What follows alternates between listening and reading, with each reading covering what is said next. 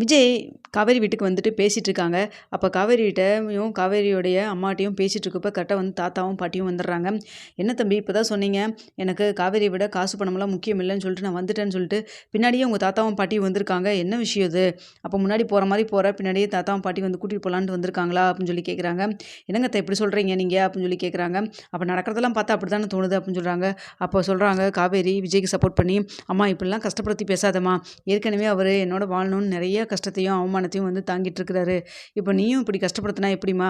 நீ சொன்னாங்கிற ஒரே வார்த்தைக்காக வீட்டில் போய் பேசி இப்படி எல்லா அவருடைய லக்கேஜெல்லாம் தூக்கிட்டு இங்கே வந்திருக்காரு, நீ இப்படி சொல்கிறீங்க அப்படின்னு சொல்கிறாங்க. அப்போ அவங்க தாத்தாவும் பாட்டி இப்போ வந்து நிற்கிறாங்களே, அதுக்கு என்ன சொல்கிற அப்படின்னு சொல்லி கேட்குறாங்க. நீ வேணா பாரு, அவங்க காவேரி காவேரி வந்து வந்தால் வரட்டும், இல்லை நீ ஃபஸ்ட்டு வீட்டுக்கு வா போகலாம் அப்படின்னு சொல்லிட்டு கூப்பிட்றாங்களா இல்லையான்னு பாரு அப்படின்னு சொல்கிறாங்க. அம்மா அப்படிலாம் நடக்கவே நடக்காது, அப்படியே இருந்தாலும் வந்துட்டு விஜய் கண்டிப்பாக நீ விட்டுட்டு போயிட மாட்டாருமா, நீ கவலைப்படாமல் நின்று பாரு அப்படின்னு சொல்கிறாங்க. அதே போல் பாட்டியும் வராங்க. வந்தோடனே ஏன்டா வந்தோடனே வந்து நீ வாட்டுக்கு பேசிட்டு நீ வாட்டுக்கு கிளம்பி வந்துட்டியடா, எங்கள் முடிவில் என்னன்னு நீ கேட்கவே மாட்டியாடா அப்படின்னு சொல்கிறாங்க.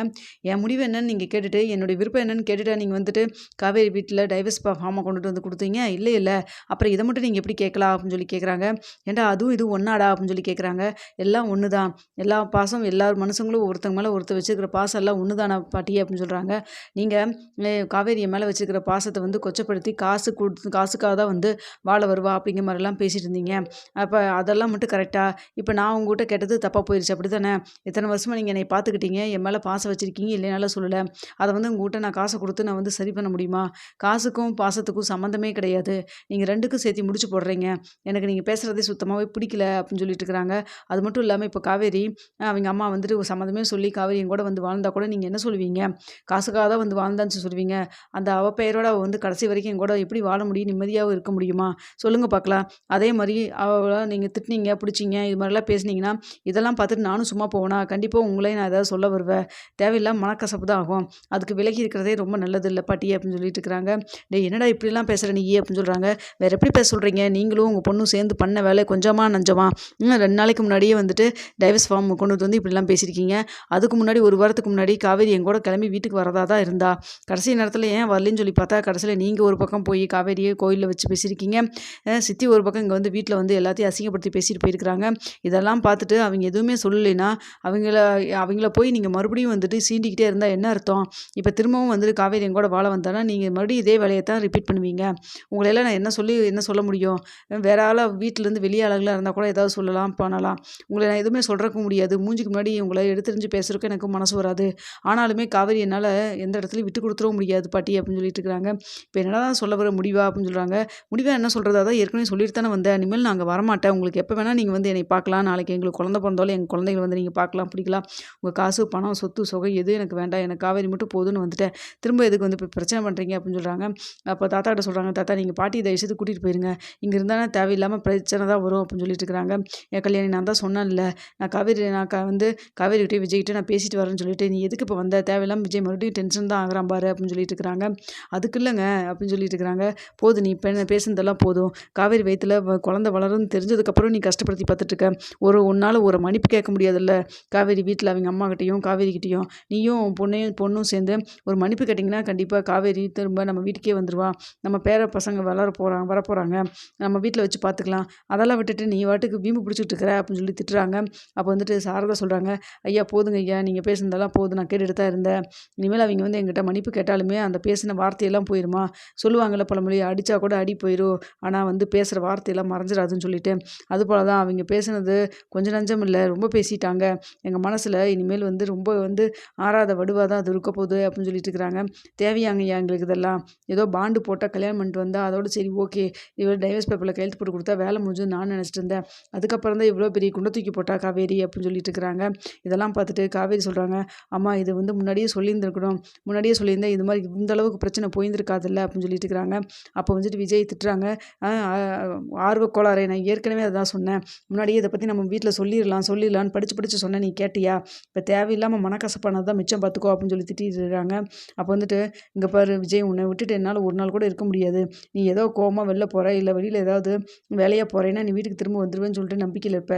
இப்போ சுத்தமாக நான் நான் வீட்டுக்கே வரமாட்டேன்னு சொல்லிட்டு வந்தேன். நான் எப்புட்றா அங்க இருக்க முடியும் சொல்லுடா அப்படின்னு சொல்றாங்க. அப்ப காவேரி வயித்துல வளர்ற என் குழந்தைக்கும் அதுக்கு பதில் சொல்லுங்க அப்படின்னு சொல்றாங்க. இப்ப என்னடா நான் வந்து 2 பேத்துக்கிட்டயும் நான் மன்னிப்பு கேட்கணும் அப்படித்தானே? நான் ராதாவ வர சொல்றேன். ஃபோன் பண்ணி அவளும் வரட்டும். வந்தா எல்லாரும் சேர்த்து நாங்க மன்னிப்பு கேட்குறோம். அது ஓகேவாடா உனக்கு அப்படின்னு சொல்லி கேட்குறாங்க. என்னையும் ஓகேவான்னு கேட்குறீங்க? நீங்க அத்தைகிட்ட கேளுங்க அப்படின்னு சொல்லிட்டு இருக்கிறாங்க. அப்ப சொல்றாங்க, இங்க பாருங்க தம்பி யாரும் எங்கிட்டலாம் மன்னிப்பு கேட்க வேண்டாம். மன்னிப்பு கேட்கறவெல்லாம் ஒண்ணும் வேண்டவே வேண்டாம். அந்த வார்த்தையெல்லாம் மறக்காதுன்னு நான் தான் சொல்றேன்ல. இப்ப மன்னிப்பு கேட்டு மட்டும் என்ன ஆக போகுது அப்படின்னு சொல்றாங்க. ஏன் சாரதா இவ்வளோ பிடிவாதமா இருக்க? அப்படின்னு சொல்லி கேட்குறாங்க. இல்லைங்கம்மா நீங்க பேசுனது அப்படி. நாங்க என்னமோ காசுக்காக வந்துட்டு என்னமோ பண்ற மாதிரி. இப்ப நீங்க திரும்பவும் வந்துட்டு விஜயும், காவேரியும் வீட்டுக்கு கூட்டு போனீங்கனாலும், மறுபடியும் அதே பேச்சு உங்களுக்கு உங்க வாயிலேருந்து வராதுன்னு என்ன நிச்சயம் இருக்கு? அப்படின்னு சொல்லிட்டு இருக்கிறாங்க. அப்போ வந்துட்டு சாரதா இங்க பாரு அதான் மன்னிப்பு கேட்குறோம்ல, அதுக்கப்புறம் பேச மாட்டேன்னு தானே அர்த்தம் அப்படின்னு சொல்லிட்டு இருக்கிறாங்க. நீங்க சொல்றீங்க ஏதோ கோவத்துல, ஏதோ ஒரு சூழ்நிலையில அது மாரி வார்த்தை வந்துருச்சுன்னா என்ன பண்ண முடியும்? உங்க பேரன காசு பணமெல்லாம் இல்லாம வெறுமனே உங்க பேரன மட்டும் எங்களுக்கு என் காவேரியோட வந்து வாழ்றக்கு அனுப்பி வைக்கிறேன்னா அனுப்பி வைங்க. இல்லைன்னா விட்டுருங்க அப்படின்னு சொல்லிட்டு இருக்கிறாங்க. அப்ப வந்துட்டு விஜயோடைய தாத்தா சொல்றாரு, இங்க பாரு சாரதா என் பேச்சுல உனக்கு மதிப்பு இருக்குதுல்லம்மா. நாங்க பாரு அவிங்க ஏதோ பேசிட்டு போறாங்க. அவ தான் மன்னிப்பு கேட்குறேன்னு சொல்றால்ல. அதுக்கு மேல என்னம்மா வேணும்? அதுக்கு மேல ஏதாவது பிரச்சனை வந்ததுன்னா, அதுக்கப்புறம் நீ சொல்ற மாரி காவேரி, விஜயும் தனியா வந்து வாழ்ந்துட்டு போறாங்க அப்படின்னு சொல்லிட்டு இருக்கிறாங்க. என்னங்கய்யா சொல்றீங்க? திரும்ப திரும்ப வந்து அசிங்கப்பட சொல்றீங்களா? அப்படின்னு சொல்லி கேட்குறாங்க. அசிங்கம்லாம் பட சொல்லம்மா. ஒரு தடவ வாய்ப்பு குடுத்து தான் பாருவியாம்மா அப்படின்னு சொல்லிட்டு இருக்கிறாங்க. அப்ப வந்துட்டு பாட்டி சொல்றாங்க, அதான் இவ்வளோ தூரம் குடும்பமே வந்து கேட்குறாங்கல்ல. அப்புறம் என்ன சாரதா அப்படின்னு சொல்லிட்டு இருக்கிறாங்க. அப்ப கரெக்ட்டா ராதாவும் வந்துடுறாங்க. ராதாவும் வந்துட்டு, "இங்க பாருடி நம்ம பண்ணத மன்னிப்பு கேட்க சொல்றாரு உங்க அப்பா. மன்னிப்பு கேட்டுட்டு நம்ம வந்துட்டு காவேரி, விஜய் வீட்டுக்கு கூட்டு போவோம்" அப்படின்னு சொல்றாங்க. "என்னம்மா இப்படி சொல்ற நீயி?" அப்படின்னு சொல்லி கேட்குறாங்க.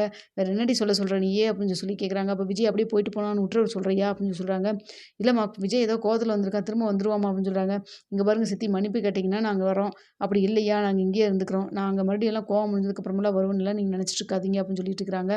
அதே போல வந்துட்டு விஜயும் சொல்றதெல்லாம் கேட்டுட்டு என்ன பண்றதுன்னு தெரியாம அப்ப சொல்றாங்க, "சரி ஓகே நாங்க மன்னிப்பே கேட்டுக்கிறோம்" அப்படின்னு சொல்லிட்டு வந்துட்டு காவேரி வீட்ல எல்லாத்துக்கிட்டயுமே மன்னிப்பு கேட்குறாங்க 2 பேருமே. இத பார்த்துட்டு சரி ஓகே இப்பவாது கிளம்பி போலாமா அப்படின்னு சொல்லிட்டு இருக்கிறாங்க. "இல்லைங்க ஐயா ஊர் அறிய வந்துட்டு ஒரு கல்யாணம் வச்சே ஆகணும்" அப்படிங்கிற மாரி சாரதா சொல்றாங்க. "என்ன திடீர்னு இப்படி சொல்றீங்க?" அப்படின்னு சொல்லி கேட்கிறப்போ, "ஆமா பிரஸ், மீடியான்னு சொல்லிட்டு என்னென்னமோ பேச்செல்லாம் வந்துருச்சு. பாண்டு பத்திரம்ன்னு சொல்லிட்டு பேரு கெட்டு போயிருச்சு.